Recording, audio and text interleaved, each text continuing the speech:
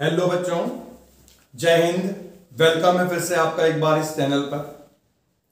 आज हम यहां पर जो लेक्चर पढ़ेंगे ये लेक्चर है class 12th math 3 dimensional geometry और ये होने जा रहा है आज का लेक्चर नंबर 2।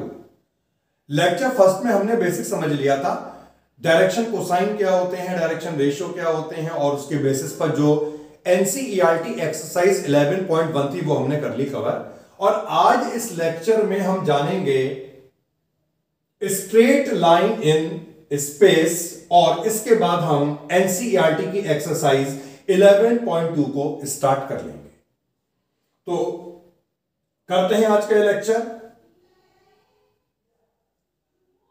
तो हमें यहां पर स्ट्रेट लाइन इन स्पेस पढ़ना है, मतलब स्ट्रेट लाइन की इक्वेशन कैसे निकाली जाएगी 3 डायमेंशनल प्लेन में, यह हमें जानना है। और जैसे कि मैंने आपको बताया था प्रीवियस लेक्चर में, ये पूरा जो चैप्टर है ये कंसेप्ट्स पे बेस है और बहुत सारे कंसेप्ट्स यहां पर हैं। अच्छी तरह से आपको हर एक कंसेप्ट को समझना है, याद रखना है। तो देखिए स्टार्ट कर देते हैं।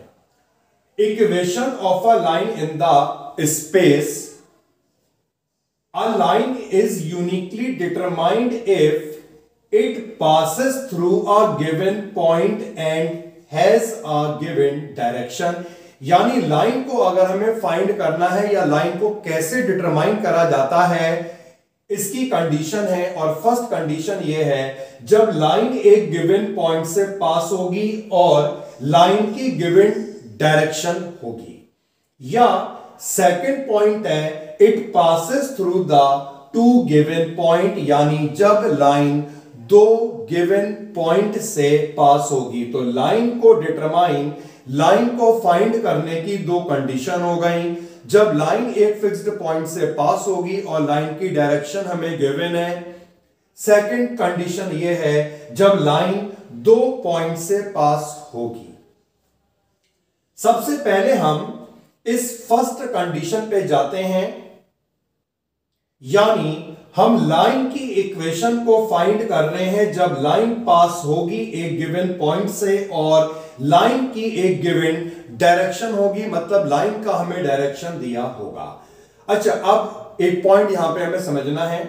यहां पर अब हम जो भी इक्वेशन निकालेंगे इसके आगे, चाहे वो लाइन है, इसके आगे हम पढ़ेंगे प्लेन। तो यहां पर हम 2 केस लेते हैं, एक तो वेक्टर फॉर्म, एक कार्टेशियन फॉर्म। वेक्टर फॉर्म का मतलब होता है इक्वेशन का representation in terms of vector और कार्टेशियन का मतलब होता है इन टर्म्स ऑफ कोऑर्डिनेट। तो जो हमने यहां पर इस फर्स्ट कंडीशन को लिस्ट करा, लाइन की इक्वेशन को कैसे निकाला जाएगा इस केस में, सबसे पहले हम यहां पर वेक्टर फॉर्म को समझेंगे। और यहां पर मैंने डेरिवेशन को भी लिस्ट कर दी कि डेरिवेशन को लिस्ट करने का मतलब सिर्फ यही है कि कंसेप्ट हमें अच्छी तरह से आ जाए, अच्छी तरह से कंसेप्ट हमारे दिमाग में बैठ जाए। हालांकि एग्जाम में डेरिवेशन नहीं आते हैं, लेकिन हमें केवल एक बार डेरिवेशन देख के समझ लेना है। इससे क्या होगा, कंसेप्ट और ज्यादा क्लियर होगा। लास्ट में हम फॉर्मूलों को स्ट्राइक करेंगे।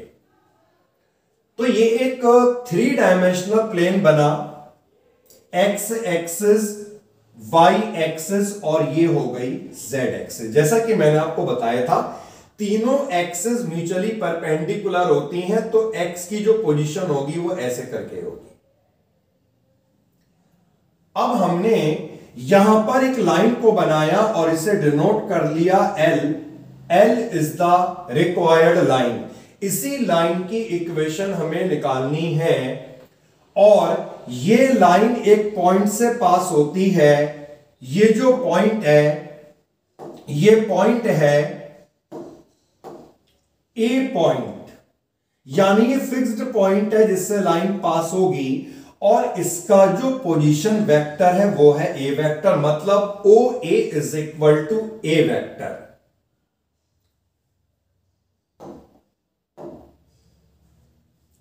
ओ A is equal to A vector.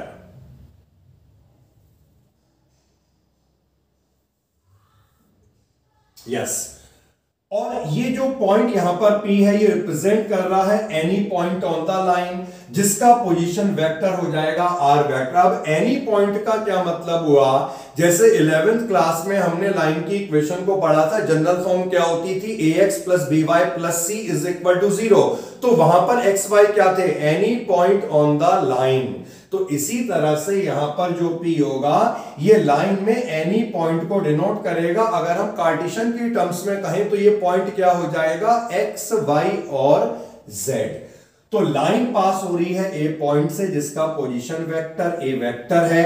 P यहां पर रिप्रेजेंट कर रहा है any point on the line जिसका पोजीशन वेक्टर आर वेक्टर है। और यहां पर ये लाइन पैरेलल है एक गिवन वेक्टर के, जिसे हमने यहां पे मान लिया है बी वेक्टर। तो फिर से मैं कंडीशन को बता रहा हूं, रिपीट कर रहा हूं। Line passes through the point A having position vector A vector, P is any point on the line having position vector r vector and line is parallel to vector B। इस condition में देखिए line यहां पर ए point से पास हो रही है। यही हमने पढ़ा था ना कि इक्वेशन निकालनी है लाइन की जब वो एक फिक्स्ड पॉइंट से पास होगी। और गिवन डायरेक्शन का क्या मतलब हुआ, लाइन किस वेक्टर के डायरेक्शन के अलोंग है। यहां पर जो लाइन है ये बी वेक्टर के क्या है, पैरेलल है। तो ओ ए हमारा ए वेक्टर हो गया, ओपी हो गया बी, ओपी हो गया आर वेक्टर, और ये लाइन यहां पर बी वेक्टर के पैरेलल है। यानी हम कह सकते हैं जो यहां पर ये वाला एपी वेक्टर बनेगा, ये एपी वेक्टर इस बी वेक्टर के पैरेलल होगा। अब एपी अगर बी वेक्टर के पैरेलल है तो ये कब होगा, दो वेक्टर कब पैरेलल हो जाते हैं, जब एक वेक्टर दूसरे का लैम्डा टाइम्स होता है मैग्नीट्यूड में। यानी जो एपी होगा ये lambda times of B vector हो जाएगा। अब एपी का क्या मतलब है, OP vector minus OA vector. OP क्या था, आर वेक्टर, ओए क्या था, ए वेक्टर। और यहां से हमने आर वेक्टर की वैल्यू को निकाला जो आएगा ए प्लस लैम्डा बी। तो ये जो फाइनल रिजल्ट हमें मिला है, R vector is equal to A vector plus lambda B vector, यही लाइन की इक्वेशन को रिप्रेजेंट करेगा इस वाले केस में। Vector form of line, if line passes through the fixed point, if line passes through the point having position vector a vector and line is parallel to the b vector। तो ये हमने line की equation को निकाल लिया, derivation भी आपके सामने है। अल्टीमेटली याद रहे, फॉर्मूला ही हमें याद रखना है, R vector is equal to A plus lambda B vector. तो ये कंडीशन हमने देखी थी, ये कंडीशन जो थी ये हमने वेक्टर फॉर्म में निकाली। अब इस कंडीशन को हमें क्या करना है, कार्टेशियन फॉर्म में लाना है। कार्टेशियन फॉर्म में जैसा कि मैंने आपको बताया इन टर्म्स ऑफ कोऑर्डिनेट। तो ये देखिए, जिस ए पॉइंट को हमने ए वेक्टर से रिप्रेजेंट करा था, जिसका पोजीशन वेक्टर ए वेक्टर था, अब यहां पर हमने उसके कोऑर्डिनेट को मान लिया और इसके कोऑर्डिनेट हमने क्या मान लिए हैं, x1 y1 z1। P point जो any point on the line था उसके कोऑर्डिनेट को हमने मान लिया है x, y और z। और लाइन यहां पर जिस वेक्टर के पैरेलल थी, अगर मैं कह रहा हूं वेक्टर तो उसका क्या मतलब है, वो क्या डिनोट करेगा, डायरेक्शन रेशियो को डिनोट करेगा। तो उस वेक्टर के डायरेक्शन रेशियो हमने मान लिए हैं ए, बी और सी। तो जो इससे पहले हमारा ए वेक्टर था, यानी कि ओ ए को हमने यहां पर ए वेक्टर से ही तो डिनोट करा था। अब इस कंडीशन में अगर हम कहें ए वेक्टर, तो ए वेक्टर क्या होगा, x1i plus y1j plus z1k। OP क्या होगा, xi plus yj plus zk, और ये b क्या होगा, ai plus bj plus ck। हमारे पास रिजल्ट आ चुका था R vector is equal to A vector plus lambda B vector. हमने क्या करा, सारी वैल्यू को यहां पे पुट कर दिया। ये मैंने आर वेक्टर पुट कर लिया, ए वेक्टर पुट कर लिया, बी वेक्टर को पुट करके लैम्डा से भी मल्टीप्लाई कर लिया। देन हमने क्या करा, जैसे इन दोनों में से आप देख रहे हैं हमें आई कॉमन मिल रहा है, तो आई कॉमन निकाला, क्या रह गया x1 प्लस ए लैम्डा। ऐसे ही जे कॉमन निकालकर इन दोनों में से क्या मिला, y1 प्लस बी लैम्डा, और यहां से k कॉमन निकालने के बाद z1 प्लस सी लैम्डा मिला। तो इधर हमने देखा एक वेक्टर बन रहा है, ये भी पूरा एक वेक्टर बन गया। दो वेक्टर इक्वल कब होते हैं, जब उनके कोफिशिएंट्स इक्वल हो जाते हैं। तो हमने कोफिशिएंट को कंपेयर करा, यानी ये वाला x किसके इक्वल आएगा, x1 प्लस ए लैम्डा। ये y किसके इक्वल आएगा, y1 प्लस बी लैम्डा। ये z किसके इक्वल आएगा, z1 प्लस सी लैम्डा। तो x आ गया x1 प्लस ए लैम्डा। x1 को उधर ले गए, a को डिनोमिनेटर में लाए, मतलब यहां से हमने लैम्डा निकाला, यहां से भी लैम्डा निकाला, और यहां से भी हमने लैम्डा निकाला। तीनों लैम्डा आ गए। इसके बाद हमने क्या करा, इन तीनों लैम्डा को यहां पर हमने इक्वेट कर लिया, और इक्वेट करने के बाद हमारे सामने एक इक्वेशन बनी है। यही इक्वेशन लाइन की फाइनल इक्वेशन है। अब इसे समझते हैं अच्छी तरह। x minus x1 upon A, y minus y1 upon B, z minus z1 upon C. अब यहां पर जो ये x1, y1 और z1 है, ये क्या डिनोट कर रहा है, ये वो पॉइंट है जिस पॉइंट से लाइन पास हो रही थी, जिसे हमने वेक्टर फॉर्म में ए वेक्टर से डिनोट किया था। एबीसी यहां पर क्या डिनोट कर रहा है, उस वेक्टर के डायरेक्शन रेशियो लाइन जिसके पैरेलल थी, यानी लाइन जिस वेक्टर के पैरेलल होगी उसके डीआर डिनोमिनेटर में आएंगे, और यहां पर x1, y1, z1 का मतलब है वो पॉइंट जिससे लाइन हो रही है पास। तो ये फर्स्ट कंडीशन हमने कवर कर ली। इस कंडीशन में हमने देखा था लाइन की जो बिठा देते हैं पहले, ये लाइन की जो वेक्टर फॉर्म थी, जब लाइन एक पॉइंट से पास होगी और किसी वेक्टर के पैरेलल होगी, वो थी R vector is equal to A plus lambda B. और जब हमने इसे कार्टेशियन में चेंज करा तो हमें क्या मिला, x minus x1 upon A, y minus y1 upon B is equal to z minus z1 upon C.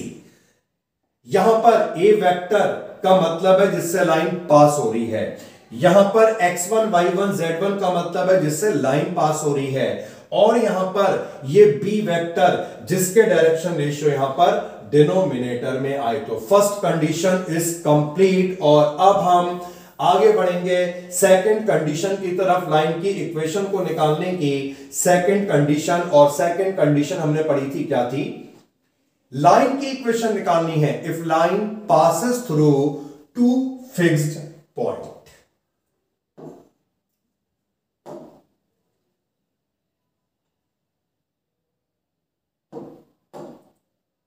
अब देखिए यहां पर हमने ये लाइन को कंसीडर करा है, ये पूरी आपको लाइन दिख रही होगी।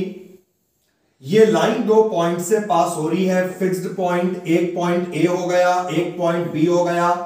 इस पॉइंट का पोजीशन वेक्टर मतलब ओ ए हो जाएगा ए वेक्टर, और ओ बी हो जाएगा बी वेक्टर। फिर से ये पॉइंट पी आ गया, जो आएगा ही आएगा, क्योंकि बिना इस पॉइंट के लाइन की इक्वेशन नहीं बन सकती। क्या रिप्रेजेंट कर रहा है ये P, any point on the line, और इसका पोजीशन वेक्टर है ये R vector. OA A vector, OB B vector and OP is R vector. अब देखिए यहां पर जो ये AB लाइन आपको दिख रही है, ये वाली जो लाइन दिख रही है, ये तीनों पॉइंट आपस में कोलिनियर है। कोलिनियर वेक्टर या पैरेलल वेक्टर, इनका एक ही मतलब होता है। तो हम कह सकते हैं ये वेक्टर AP, AB या PB आपस में कोलिनियर है या पैरेलल है। कहने का मतलब है जो यहां पर एपी वेक्टर होगा that is collinear with AP, that is parallel to AB. तो एपी वेक्टर अगर एबी वेक्टर के पैरेलल है तो कंडीशन क्या होती है, AP is equal to lambda times of AB. क्योंकि दो वेक्टर भाई पैरेलल तभी होते हैं यार जब एक वेक्टर दूसरे का कांस्टेंट टाइम हो जाता है मैग्नीट्यूड में। पिछले लेक्चर में भी मैंने आपको बताया था ये। अब एपी की वैल्यू कैसे आएगी, एपी का पोजीशन वेक्टर कैसे निकलेगा, OP vector minus OA vector, AB का निकलेगा ओबी वेक्टर माइनस ओए वेक्टर। ये हमने ओपी की वैल्यू लगाई, ओए की वैल्यू लगाई, लैम्डा बी माइनस ए आया और ए वेक्टर को आप इधर ले गए। जो ये रिजल्ट मिला इसे याद रखना है, पूरा डेरिवेशन केवल कंसेप्ट को समझने के लिए था। जब लाइन दो पॉइंट से पास होगी उसकी वेक्टर इक्वेशन को निकाला जाता है, R vector is equal to A vector plus lambda times of B minus A vector. B vector का मतलब उन पॉइंट के पोजीशन वेक्टर है जिनसे लाइन हो रही है पास। कंडीशन को हमने जान लिया है वेक्टर फॉर्म में। अब हम इस कंडीशन को जानते हैं कार्टेशियन फॉर्म में। तो ये रही कार्टेशियन फॉर्म की फिगर।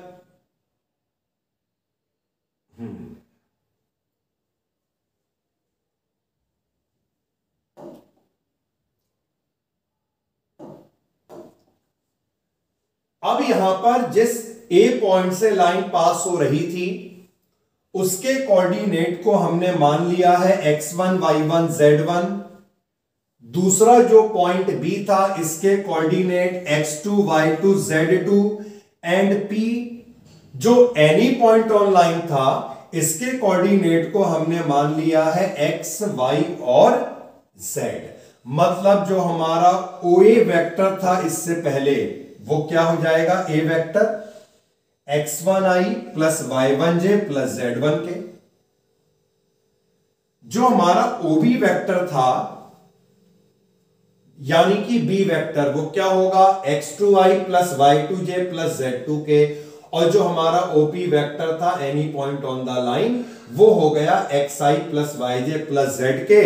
वेक्टर फॉर्म में हम जान चुके थे लाइन कैसे निकलती है, ये रही। इसमें हमें A लगाना है और B लगाना है। चलिए पहले से हटा देते हैं फिर आपको समझाते हैं आगे का। तो ये हमने R वेक्टर लगाया है, A वेक्टर और लैम्डा के बाद B माइनस A। सबसे पहले हमने इन दोनों को सब्ट्रैक्ट कर लिया, x2i और माइनस x1i, i कॉमन निकालकर x2 माइनस x1। ऐसे ही y2 माइनस y1 और z2 माइनस z1।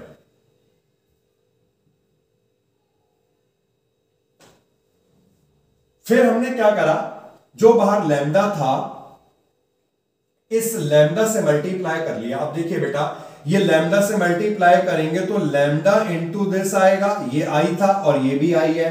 तो हमने क्या करा, इन दोनों में कॉमन निकाल लिया। दिख रहा है ये x1i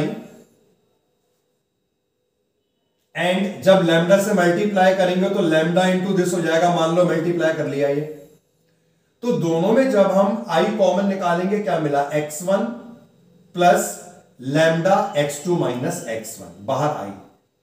इसी तरह j को अलग कर लिया, फिर हमने k को अलग कर लिया। तो यहां पर ये i, j और k ये वेक्टर अलग हो गया और यहां पर भी ये वेक्टर बन रहा है। दो वेक्टर फिर से इक्वल हो गए। हमने क्या करा, कोफिशिएंट को कंपेयर कर लिया। अब यहां पे i का कोफिशिएंट क्या है, x, और यहां पे i का कोफिशिएंट क्या है, ये पूरा। इसी तरह j का कोफिशिएंट यहां पे ये बन रहा है और यहां पे ये k का कोफिशिएंट। तो जब हम कंपेयर करेंगे हमें क्या मिलेगा, x is equal to x1 plus lambda x2 minus x1।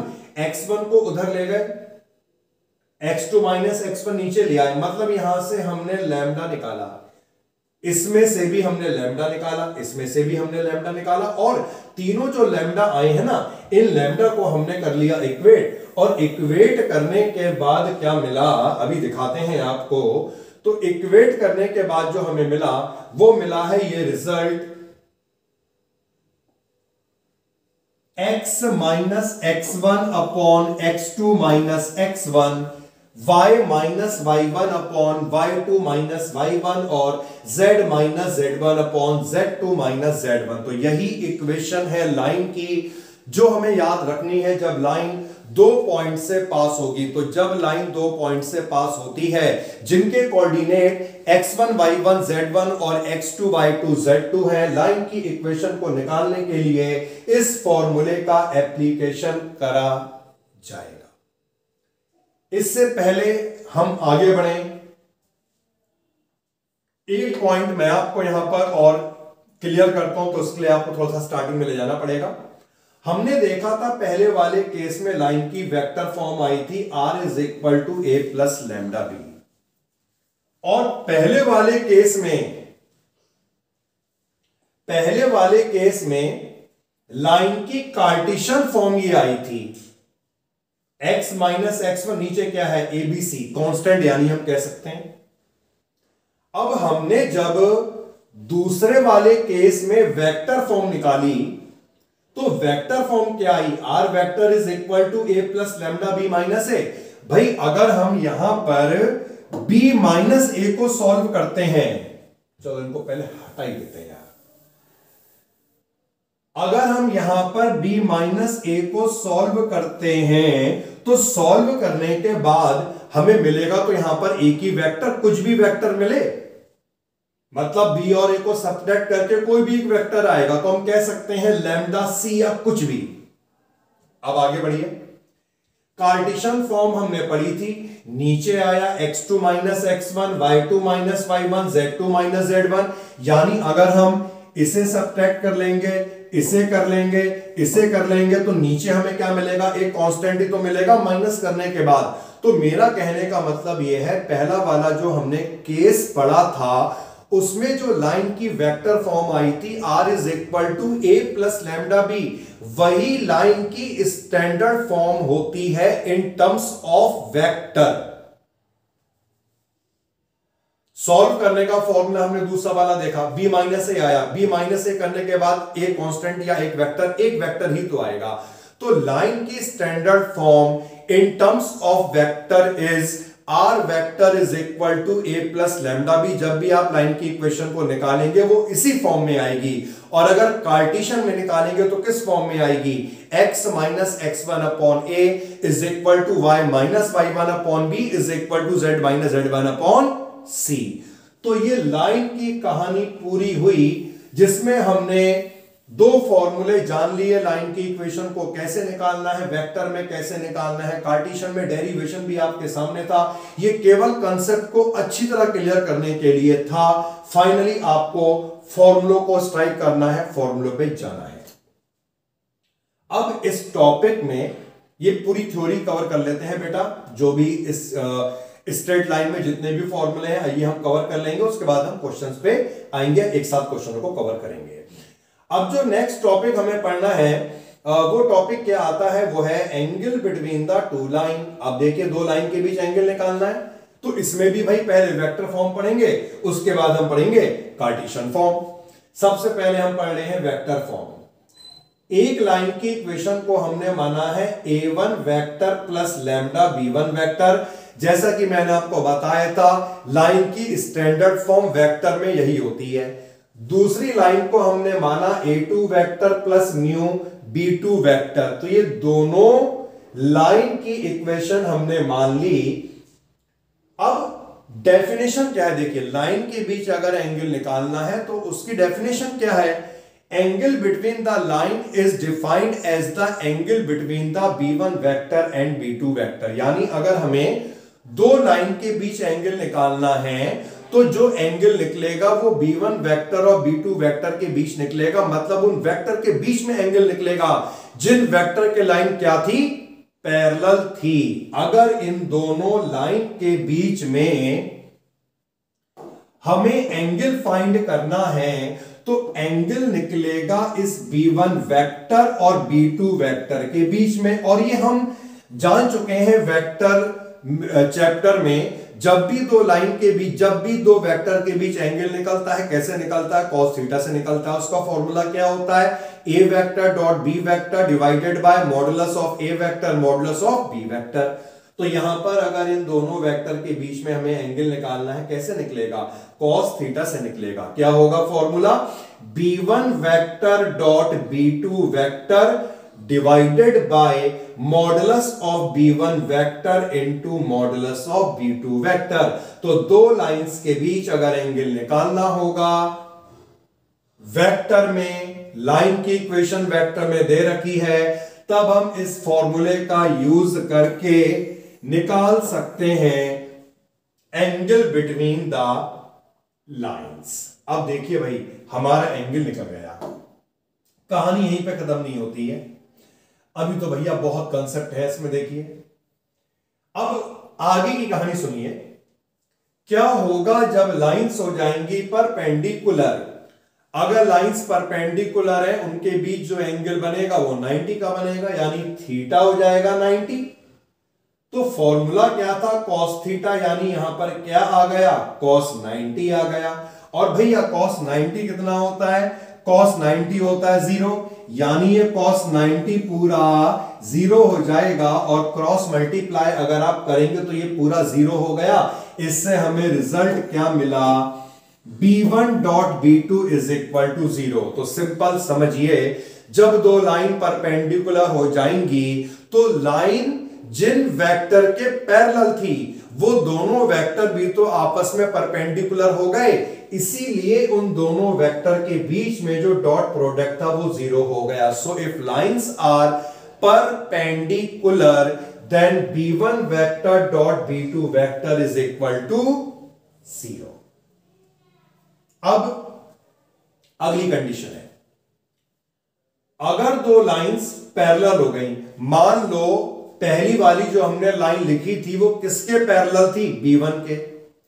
दूसरी जो हमने लाइन लिखी वो किसके पैरेलल थी, b2 के।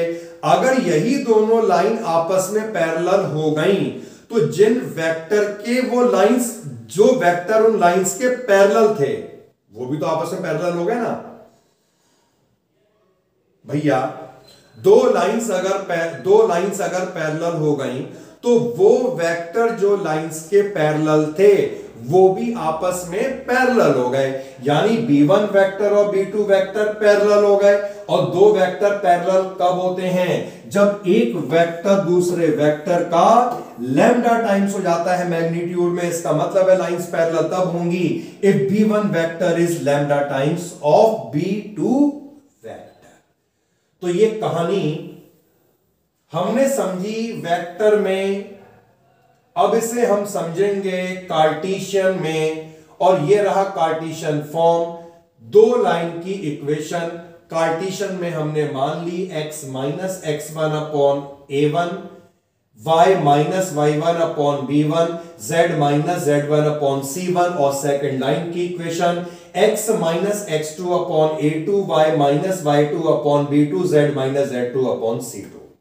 अब सुनिए भैया, इससे पहले जब हमने वेक्टर फॉर्म में एंगल निकाला था ना, तो इस फॉर्मूले से निकाला था।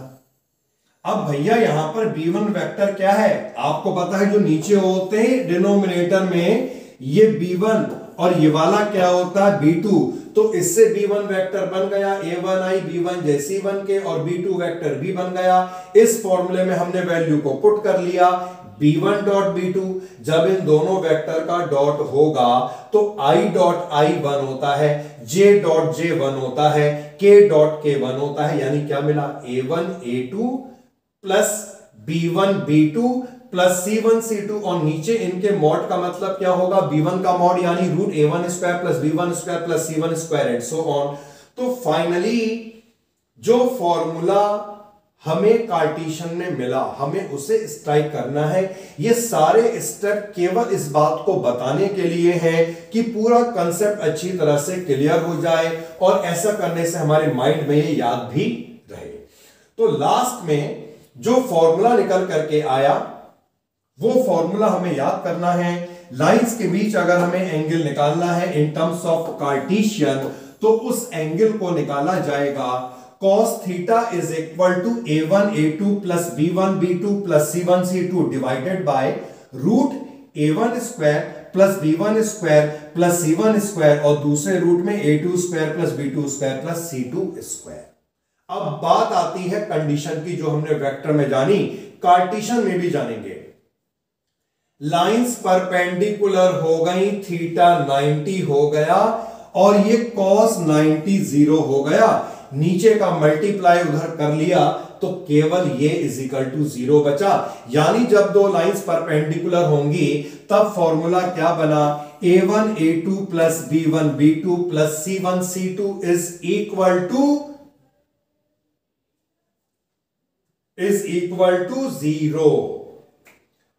अब आती है बेटा सेकंड कंडीशन कार्टेशियन में। भाई जब लाइंस पैरेलल होंगी तब क्या होगा, और हमने जाना था जब लाइंस पैरेलल होंगी वेक्टर की फॉर्म में तब b1 vector lambda times of b2 vector हो जाता है।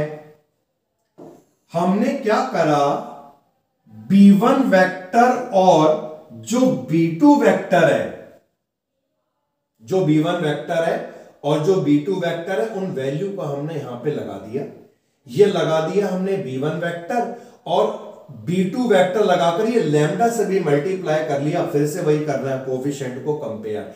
यहां पर i का कोफिशिएंट a1, यहां पर i का कोफिशिएंट लैम्डा a2 आ गया बेटा। ये a1 lambda a2, b1 lambda b2 और ऐसे ही आ गया। इन तीनों से लैम्डा को निकालो, a1 upon a2, b1 upon b2, c1 upon c2, lambda को इक्वेट कर दो तो ये आपको मिल गया है रिजल्ट। जब लाइंस पैरेलल होंगी तब कार्टेशियन में हम क्या कहेंगे, a1 upon a2 is equal to b1 upon b2 is equal to c1 upon c2। यानी जिन वेक्टर के लाइंस पैरेलल थी उन वेक्टर के डायरेक्शन रेशियोज प्रोपोर्शनल होंगे, क्योंकि a1 b1 c1 और a2 b2 c2 b1 और b2 के ही तो drs थे।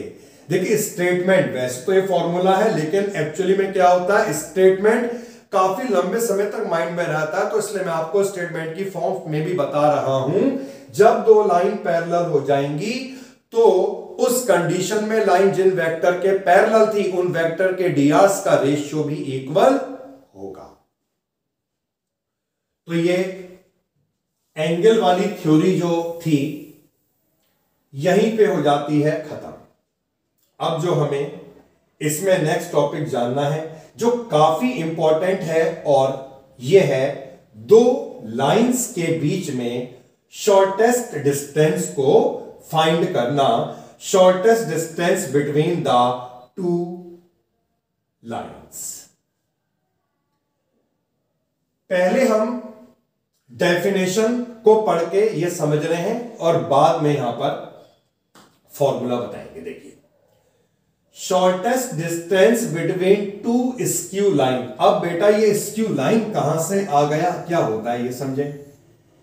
स्क्यू लाइन का मतलब है lines which are neither parallel nor intersecting, मतलब ऐसी लाइन को स्क्यू लाइन कहा जाएगा जो पैरेलल नहीं होंगी और ना ही वो इंटरसेक्ट करेंगी। तो भैया कहां होंगी, इसका मतलब यह है लाइंस डिफरेंट प्लेन्स में लाई करेंगी, लाइंस डिफरेंट प्लेन में लाई करेंगी। तो जब लाइंस डिफरेंट प्लेन में लाई करेंगी then the lines are neither parallel nor intersecting। जैसे मान लो अगर हम एक रूम को कंसीडर करें तो रूम का जो टॉप है, मतलब रूम की जो छत हो गई, और दूसरा अगर हम एक साइड की वॉल को ले लें, जैसे मान लो ये मेरा बोर्ड है, ये रूम की एक साइड वॉल है और ये हो गई रूम की रूफ, छत यानी। तो एक लाइन अगर उस रूफ में हो और दूसरी वाली जो लाइन है वो यहां पर इस वाले प्लेन में हो, इस वाले फेस में हो, जिसे मैंने यहां पे बोर्ड एज्यूम करा, तो इस कंडीशन में ये दोनों लाइंस कहलाएंगी skew line which are neither parallel nor intersecting. तो यहां पर जो हम डिस्टेंस निकाल रहे हैं, ये दो लाइंस के बीच की डिस्टेंस निकाल रहे हैं, और वो लाइंस जो स्क्यू लाइंस होंगी। तो यहां पर हम डिफाइन कर रहे थे शॉर्टेस्ट डिस्टेंस को। दो स्क्यू लाइंस के बीच जो शॉर्टेस्ट डिस्टेंस होगी, that is the distance PQ between the point P and Q where the line of shortest distance intersect the two given line। अब देखिए मैंने यहां पे फिगर बनाई है, जैसे कि मैंने आपको एग्जांपल दिया था, एक प्लेन ये हो गया, L1 लाइन इस वाली प्लेन में है, दूसरा प्लेन ये हो गया, L2 लाइन इस वाली प्लेन में है। तो इन दोनों लाइंस के बीच अगर हमें शॉर्टेस्ट डिस्टेंस निकालनी है, इस शॉर्टेस्ट डिस्टेंस का क्या मतलब हुआ, PQ डिस्टेंस। शॉर्टेस्ट डिस्टेंस का मतलब हुआ ये वाली PQ distance between the line, between the point P and Q, और यहां पर P पॉइंट इस वाली लाइन में होगा, Q पॉइंट इस लाइन में होगा। और एक पॉइंट और समझ लें, इस Q लाइन के लिए जो भी शॉर्टेस्ट डिस्टेंस वाली लाइन होगी, that is perpendicular to the both line. अगर PQ लाइन इन दोनों स्क्यू लाइन की शॉर्टेस्ट डिस्टेंस है, then PQ must be perpendicular to both the line L1 and L2। तो PQ यहां पर L1 के भी परपेंडिकुलर होगा और L2 के भी परपेंडिकुलर होगा। तो अब ये तो हो गई बात डेफिनेशन की। अब जानते हैं क्या है फॉर्मूला। अगर हमें PQ डिस्टेंस निकालनी है, शॉर्टेस्ट डिस्टेंस निकालनी है इन दोनों स्क्यू लाइन के बीच में, तो इसका फॉर्मूला होता है B1 vector cross B2 vector dot A2 vector minus A1 vector divided by B1 vector cross B2 vector का मॉड, और पूरे का भी मॉड, या हम ये कहें केवल ऊपर का मॉड, क्योंकि नीचे तो मॉड है ही, और ये पूरा ऊपर जो होगा अगर वो इनकेस नेगेटिव आ रहा है तो बन जाएगा पॉजिटिव। तो इस फॉर्मूले को अप्लाई करके हम दो लाइंस के बीच, यानी कि दो स्क्यू लाइंस के बीच शॉर्टेस्ट डिस्टेंस को कर सकते हैं फाइंड। एक और इसमें रह गया है कंसेप्ट, इस कंसेप्ट को भी जान लेते हैं, फिर हम एनसीईआरटी में आएंगे। अब हमें फाइंड करना है यहां पर शॉर्टेस्ट डिस्टेंस दो पैरेलल लाइन के बीच में।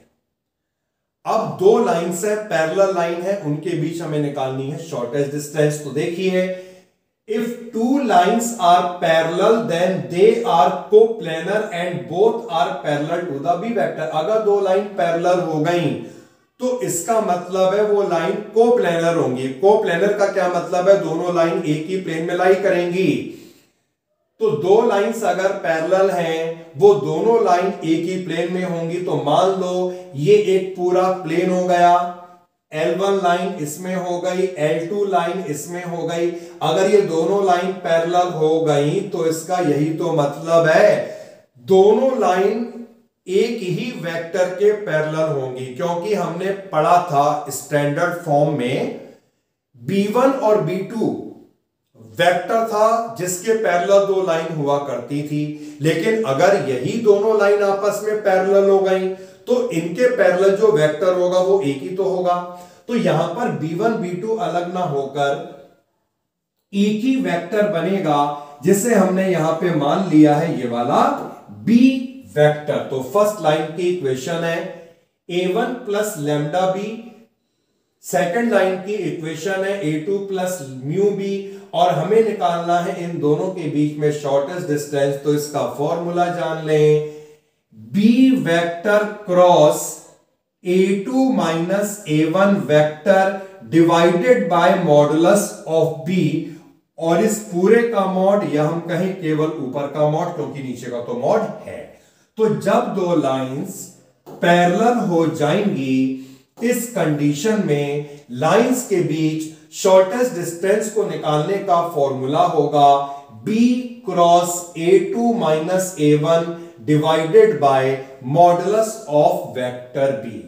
तो हमने बेटा आज का जो ये लेक्चर नंबर 2 था, स्ट्रेट लाइन में जितने भी कंसेप्ट थे, इन सारे कंसेप्ट को हमने अच्छी तरह से पढ़ लिया, डेरिवेशन भी कर ली है, और फाइनली लास्ट में जैसे मैंने आपको बताया, आपको फॉर्मूले याद करने होंगे क्योंकि इन फॉर्मूलों का ही एप्लीकेशन होगा।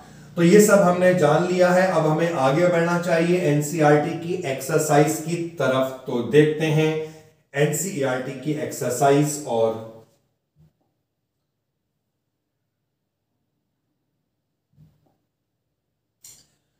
तो भाई लीजिए, ये आ चुकी है आपके सामने एनसीईआरटी की एक्सरसाइज,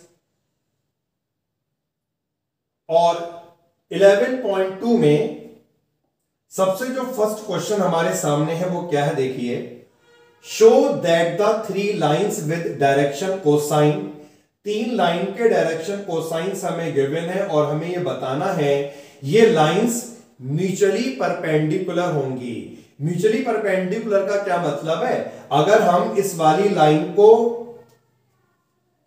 अगर हम यहां पर ये जो डायरेक्शन कोसाइन दे रखे हैं इसे L1 के मान लें, इन डायरेक्शन कोसाइन को अगर हम L2 लाइन के मान लें, और इन डायरेक्शन कोसाइन को अगर हम L3 लाइन के मान लें, तो इसका मतलब है L1 L2 के परपेंडिकुलर होगा, L2 L3 के परपेंडिकुलर होगा, L1 L3 के परपेंडिकुलर होगा। तो किन्हीं भी दो को हम करके दिखा देते हैं, बाकी का रिजल्ट सेम रहेगा। जैसा कि अभी हमने जान लिया था, जब दो लाइंस परपेंडिकुलर होती हैं इन टर्म्स ऑफ कार्टेशियन, जब उनके dr होते थे तो क्या था formula, a1 a2 plus b1 b2 plus c1 c2 is equal to 0।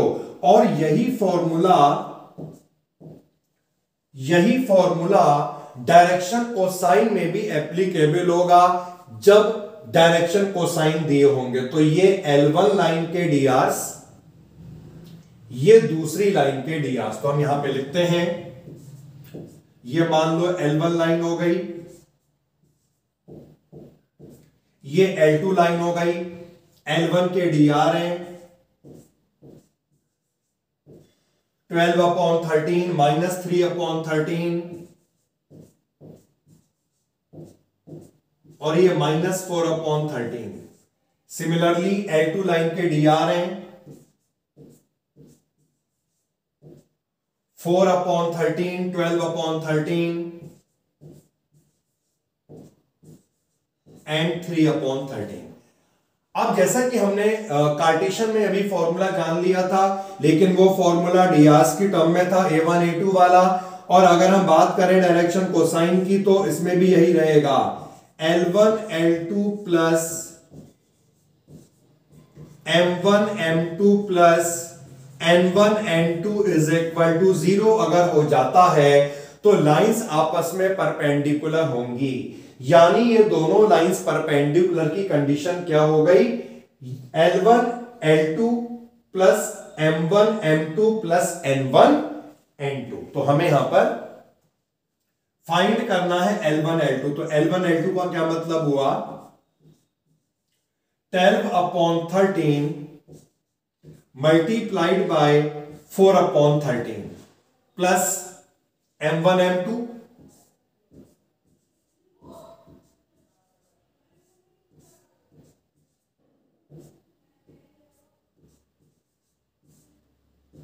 Plus N1 N2।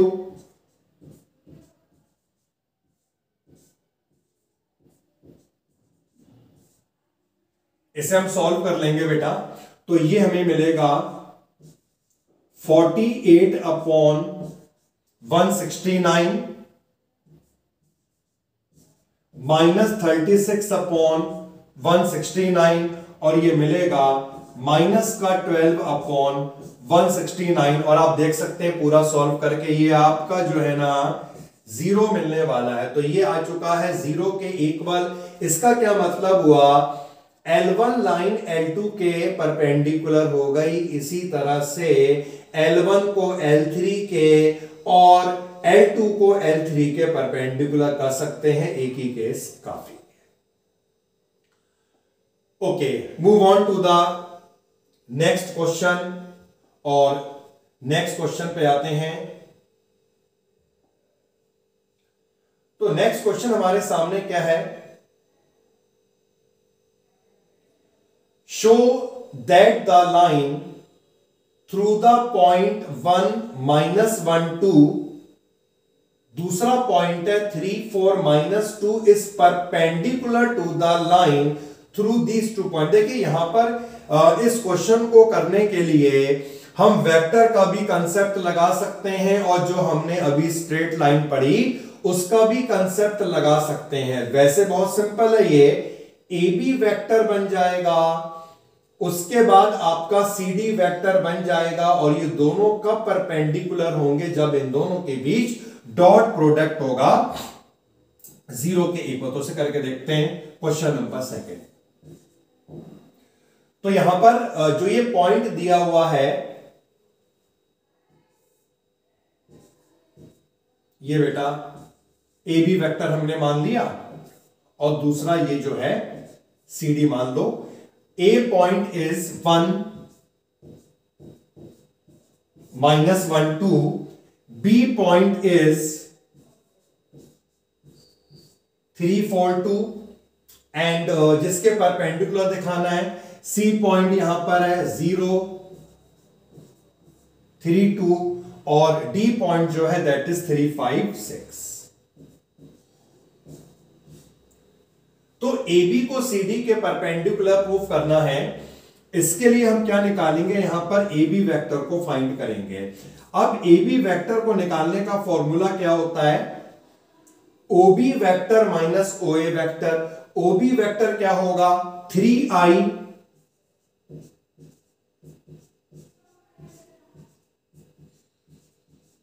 Plus 4j plus 2k और माइनस ओ ए वेक्टर, माइनस यहां पर आ गया, साइन चेंज होंगे तो ये बन जाएगा -i प्लस j और माइनस 2k वेक्टर। इसे सॉल्व कर लीजिएगा, इससे आपको यहां पे मिलने वाला है ए बी वेक्टर।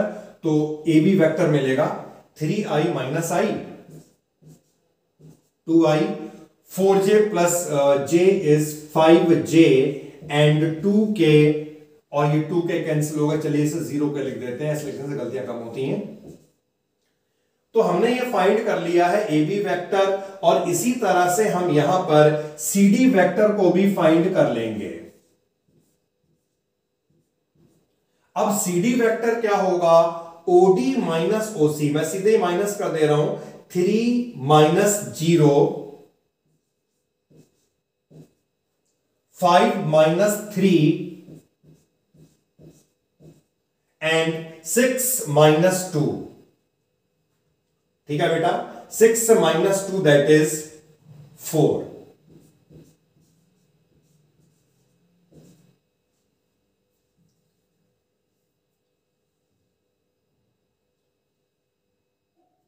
थ्री 4 0 3 2 3 5 6 1 -1 2 3 4। ये बेटा मैंने यहां पर ये पॉइंट गलती से लिया था, ये -2 होगा। तो -2 अगर ये पॉइंट है तो -2 और -2, तो भैया ये वाला जो है ना यहां पर -2 होना चाहिए था। ओके, तो अगर ये -2 होगा तो यहां पर ये जो है आपका क्या बन जाएगा, माइनस का 4k, तब यहां पे मिस्टेक आ रही थी। तो ये हमने निकाल लिया है ए बी वेक्टर और सी डी वेक्टर। अब हमें प्रूफ करना है ये दोनों परपेंडिकुलर होंगे। परपेंडिकुलर का क्या मतलब है, जब भी दो वेक्टर परपेंडिकुलर हो जाते हैं उनका डॉट 0 होता है। देखिए यहां पर मैं लाइन का कंसेप्ट अभी नहीं लगा रहा हूं क्योंकि सिंपली वेक्टर के कंसेप्ट से ही पूरे हो सकते हैं। तो हमें क्या फाइंड करना है, ए बी वेक्टर और डॉट सी डी वेक्टर। तो कैसे फाइंड होगा, देखिए आई डॉट आई 1 होता तो ये बन जाएगा 3 इंटू 2 6 प्लस 5 इंटू 2 10 और माइनस 4 इंटू 4 16। तो इन दोनों का डॉट प्रोडक्ट यहां पर 0 आ गया। इसका क्या मतलब है, ये दोनों लाइंस मतलब इन दो पॉइंट को जो लाइन ज्वाइन कर रही है और इन दो पॉइंट को जो लाइन ज्वाइन कर रही है, ये दोनों लाइंस आपस में क्या होंगी, परपेंडिकुलर लाइंस होंगी। आगे बढ़ जाते हैं, आगे बढ़ जाते हैं। तो नेक्स्ट क्वेश्चन देखते हैं कौन सा था हमारा, क्वेश्चन नंबर 3 ये आ गया है, क्वेश्चन नंबर 3। ठीक है, अब इसमें जो कहा जा रहा है वो क्या है, यहां पर हमें पूछा जाता है line through these two point is parallel to the line through these two point, यानी दो लाइंस को प्रूव करना है पैरेलल। तो यहां पर भी अगर हम चाहें तो स्ट्रेट लाइन का कंसेप्ट लगा सकते हैं, लेकिन मैं यहां पर फिर से वेक्टर का कंसेप्ट लगाने वाला हूं। एक लाइन हमें दे रखी है तो ये हमने बना दी है लाइन ए बी लीजिए, और ये लाइन जिन पॉइंट से पास हो रही है 4 7 8 and B point is 2 3 4। C D line, C point का coordinate -1 and D point is 1 2 5। ठीक है बेटा, तो ये दोनों लाइन हमने बना दी यार। अब हमें क्या करना है, देखिए फिर से हमें यहां पे फाइंड करना होगा ए बी वेक्टर, और ए बी वेक्टर कैसे निकलेगा, ओ बी माइनस ओ ए। 2 -4 -2i 3 -7 -4j 4 -8 यानी कि -4k। अब बहुत सारे माइनस आ रहे हैं, पहले हम सी डी को निकाल लेते हैं, फिर देखते हैं क्या करना है। तो सी डी वेक्टर निकलेगा ओडी वेक्टर माइनस ओसी वेक्टर 1 -1 यानी कितना आएगा, ये माइनस माइनस प्लस 2i हो गया, 2 + 2 दैट इज 4j एंड ये बना आपका 4k। ठीक है, अब देखिए ऊपर वाले में अगर आप माइनस साइन निकाल दें तो माइनस साइन निकालकर आपको सी डी ही तो मिलेगा, यानी अगर हम यहां पे माइनस साइन को कॉमन निकाल देते हैं तो ये पूरा आपको क्या मिलेगा, सी डी वेक्टर मिलेगा। तो हमने यहां पर देखा जो ए बी वेक्टर है that vector is lambda times of C D vector, और कोई भी एक वेक्टर अगर दूसरे वेक्टर का लैम्डा टाइम्स हो जाया करता है मैग्नीट्यूड में, तो उस कंडीशन में दोनों वेक्टर क्या होते हैं, पैरेलल। तो ए बी हो गया सी डी के पैरेलल। तो यहां तक हमने 3 क्वेश्चनों को कवर करा, और इन क्वेश्चनों को कवर करने के लिए हमने देखा सिंपली हमने यहां पर लाइन के कंसेप्ट का यूज हमने यहां पे सिंपली वेक्टर के कंसेप्ट का यूज कर लिया, लाइन के कंसेप्ट का यूज नहीं करा। तो अब देखिए यहां पर आते हैं क्वेश्चन जिसमें हमें लाइन का कंसेप्ट करना है यूज। तो अब पढ़ते हैं क्वेश्चन नंबर 4 से, find the equation of line which passes through the point 1 2 3 and is parallel to this। बहुत ही सिंपल सा क्वेश्चन है, और इसे करने के लिए हमें केवल यहां पर वैल्यूज को पुट कर लेना है।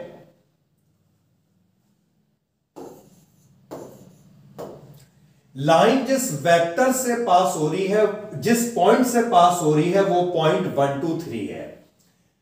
अगर पॉइंट 1 2 3 है तो इससे वेक्टर क्या बनेगा, हमने पढ़ा था लाइन जिस वेक्टर से पास होती है, जिस पॉइंट से पास होती है, उसे हमने वेक्टर में ए वेक्टर से डिनोट किया था। तो यहां पर ए वेक्टर क्या हो जाएगा, i प्लस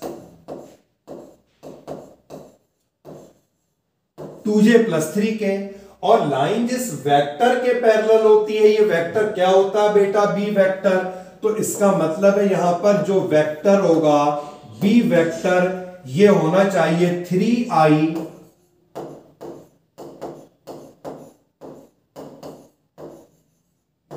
+ 2j और -2k। हमारे पास ए वेक्टर आ गया, हमारे पास बी वेक्टर आ गया, लाइन की इक्वेशन को निकालने का फॉर्मूला क्या होता था, R vector is equal to A plus lambda times of B vector. यहां पर हमें सिंपली ए को लगा देना है, बी को लगा देना है, हमें आंसर मिल जाएगा। तो चलिए लगा के देखते हैं। R vector is equal to, A vector है I plus 2j plus 3k plus lambda times of B vector है 3i प्लस 2j और minus 2k which is the required equation of line. एक सिंपल सा question जिसमें हमें केवल value को put करना था, वो हमने कंप्लीट कर लिया। आगे बढ़ते हैं, देखते हैं क्वेश्चन नंबर जो नेक्स्ट है वो क्या है। Find the equation of line in vector and in Cartesian form. Vector में भी निकालनी है, कार्टेशियन में भी निकालनी है। जो इस पॉइंट से पास हो रही है, मतलब इसका पोजीशन वेक्टर हमें दिया और लाइन इस वेक्टर के डायरेक्शन के अलोंग है। अगर लाइन इसके डायरेक्शन के अलोंग है, इसका मतलब क्या है, लाइन इसके पैरेलल हो गई। तो ए वेक्टर, बी वेक्टर फिर से हमारे पास है।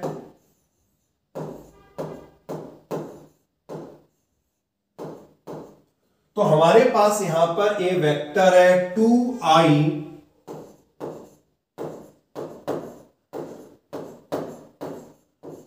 माइनस j प्लस 4k और बी वेक्टर भी हमारे पास है,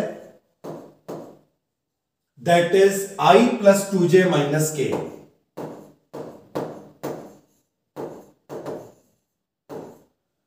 तो ए वेक्टर हमें पता है, बी वेक्टर हमें पता है, लाइन की इक्वेशन को निकालना है, फॉर्मूला सामने है, केवल में वैल्यू को पुट करना है। R vector is equal to A vector. A vector का मतलब है 2i माइनस j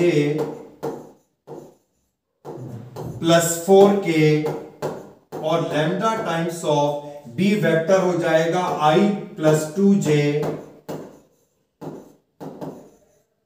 माइनस के। तो ये आ गई है लाइन की इक्वेशन। और जो इक्वेशन हमने निकाली है, ये इक्वेशन किसमें है, वेक्टर।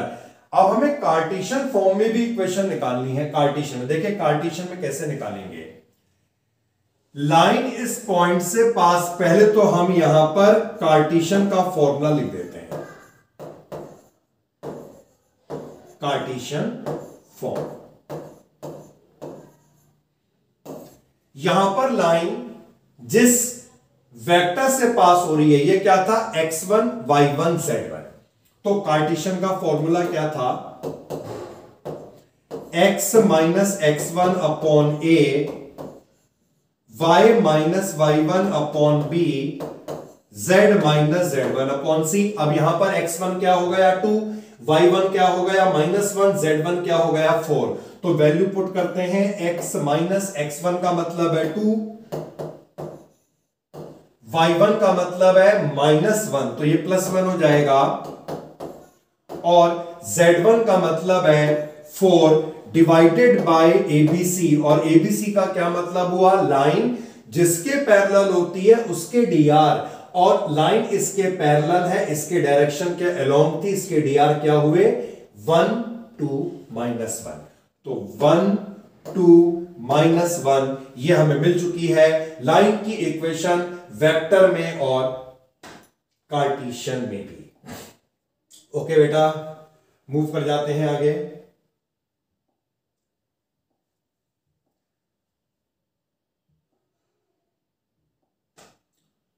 क्वेश्चन नंबर 6 है हमारे सामने।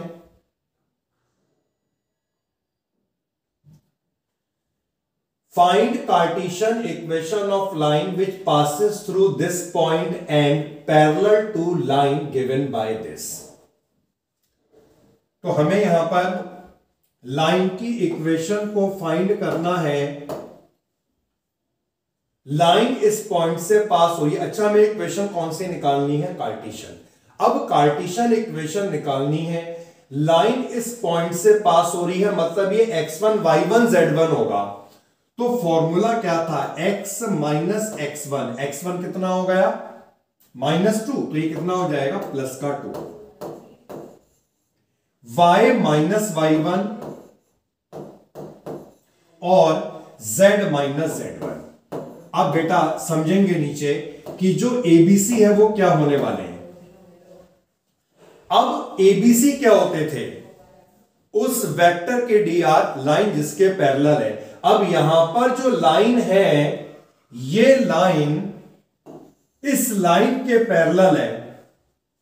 अच्छी बात समझना बेटा, जो रिक्वायर्ड लाइन है वो इसके पैरेलल है, और ये वाली लाइन में नीचे जो आपको दिख रहा है ये वही तो dr होंगे, ये लाइन जिसके पैरेलल होगी।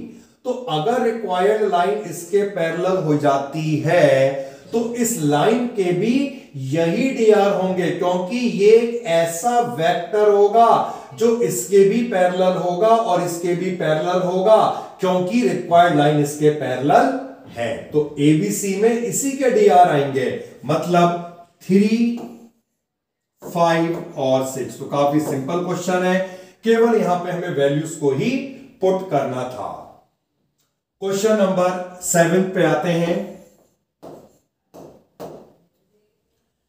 कार्टेशियन इक्वेशन हमें लाइन की गिवन है और हमें इसे वेक्टर फॉर्म में लिखना है।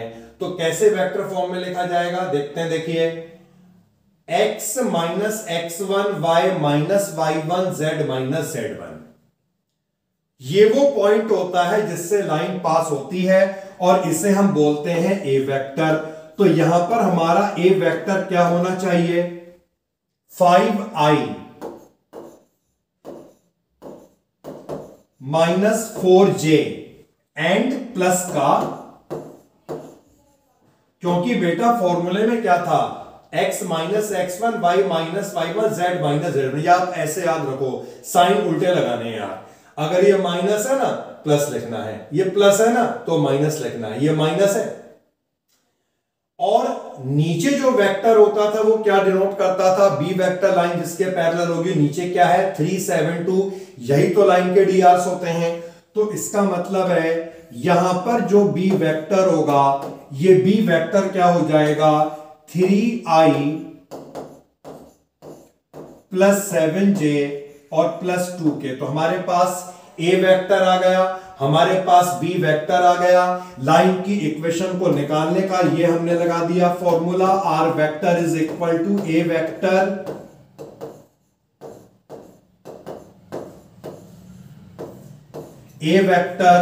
Plus lambda times of B vector, और बी वेक्टर का मतलब है 3i + 7j + 2k, which is the required equation of line। और एक लास्ट क्वेश्चन हमारे सामने है,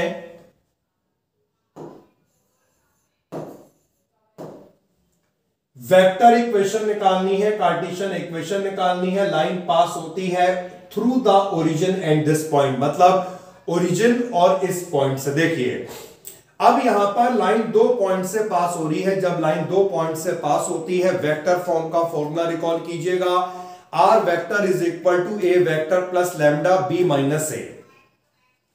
अब एक पॉइंट तो यहां पे ओरिजिन हो गया, मतलब ए वेक्टर क्या हो गया, ओरिजिन।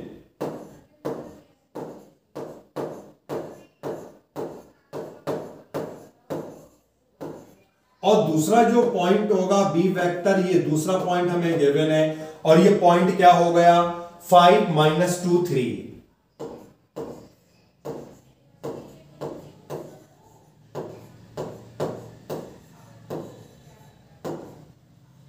जब लाइन 2 पॉइंट से पास हुआ करती थी तो उसकी वेक्टर फॉर्म क्या थी, R vector is equal to A vector.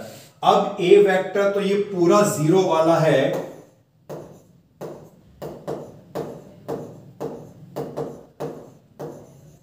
Plus lambda B minus A. और जब हम यहां पर b माइनस ए करेंगे तो यही तो मिलेगा, 5i - 2j + 3k। तो बेटा ये तो हमने निकाल ली है वेक्टर फॉर्म जब लाइन 2 पॉइंट से पास होगी। अब कार्टेशियन फॉर्म कैसे निकालेंगे इसके लिए सुनिएगा। मान लेते हैं लाइन ए पॉइंट से पास हो रही है जो ओरिजिन है, और दूसरा पॉइंट लाइन का बी है जो हमें गिवन है 5 माइनस 2 और 3। तो जब लाइन 2 पॉइंट से पास होती थी इस कंडीशन में कार्टेशियन फॉर्म क्या हुआ करती थी, x माइनस ये वाला पॉइंट हो जाएगा हमारा x1 y1 z1 और ये वाला पॉइंट हो जाएगा x2 y2 और z2। क्या था फॉर्मूला, x माइनस x1